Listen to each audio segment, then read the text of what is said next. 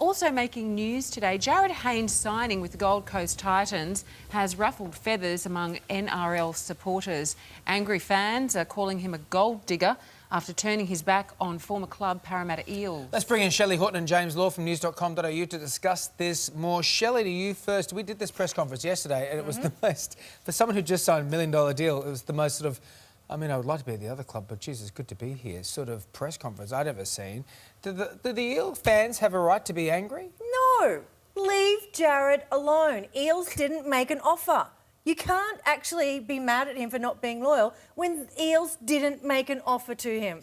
He obviously wanted to go back there. He couldn't. And you know what? I watched that 60 Minutes interview where Karl Stefanovic interviewed him and his mum. He was raised by a single mum. He seems so lovely.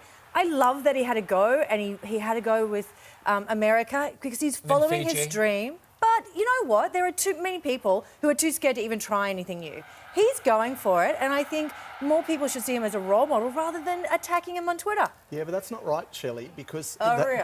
Parra did make an offer, but it was less than the Gold Coast Titans, and that's all been sort of clear over the past 24 hours about exactly how that happened. They underbid, you know, and the club's in disarray at the moment, so they underbid. They didn't get him. At the moment. Yeah. But, you know, I think that loyalty and tenacity are really important, and he hasn't shown either of those qualities. You know, Australia was behind him when he went off to the NFL. We were barracking for him, and then he gave up on it. Then it was Fiji, gave up on that. And now he's back here, and he's clearly gone for the money. And I think the best way to prove that... It's called a job. Yeah, but he could have sold... My problem with the thing with yesterday's press conference is that, OK, if they've called this whole press conference, they've got extra sponsors to pay for you, dude. Go like, I am so thrilled to be part of this team. I'm so excited I'm going to play this weekend. He's like, I mean, I guess it's OK.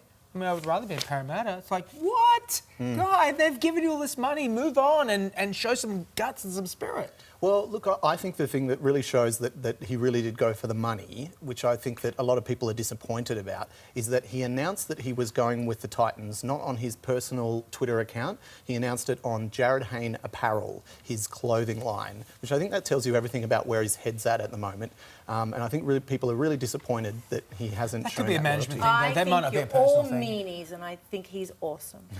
I still think he's a great player. He's going to be excited. For once, I didn't say anything. Yeah. So anyway, moving on. Sonia, don't you have something to say? Moving on. Nothing. I have nothing to say. Not touching Hayne. Moving on, a government agency is calling for tradies to teach their young apprentices life skills and act more like father figures on the job site. So, James, a guide from the agency has also suggested that apprentices be taught about healthy living.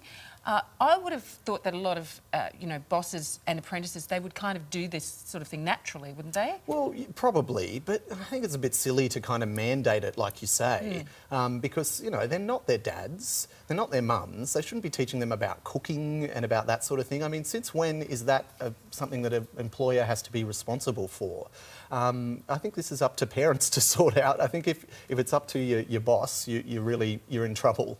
I don't know. I think, Shelley, I disagree with that. I think tradies, we've been talking about it a lot. It's a really hard job. That, because they come in at a very young age. A lot of them leave school to become tradies. I think they do need mentoring. I think they do need... And it's not about cooking. It's about eating healthily and looking after your body because you're a physical person so you don't break down. Absolutely, and also they're also touching on mental health issues. So I think is a big problem in the tradies. Initiative which is approaching mental health issues with young men needs to be supported. Yeah, it's going to be hard. It's not going to be easy, but that doesn't mean you shouldn't do it. I think that anything like this is going to help. Exactly. It's a really physical job. They need to know about nutrition and sleep and turning up on time. These are life skills that they need. Is your boss the sort of person you need to have a mental health chat with about? Well, they're not getting it at the moment. We have so many problems with disenfranchised young men, so why not take it on as like a mentorship or as... Bosses have enough to worry about. They want to know about the welfare of their employees, sure, but this is going a bit further than that. There are also so many studies showing that healthy, happy employees work harder and stay in a job longer. But is that the boss's job to ensure that? Well, if you don't want staff turnover, maybe it is. Well, if you don't want that,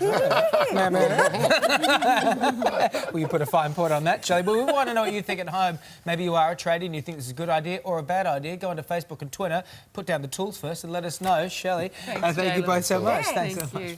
Ahead this Thursday, what Ricky Gervais thinks of...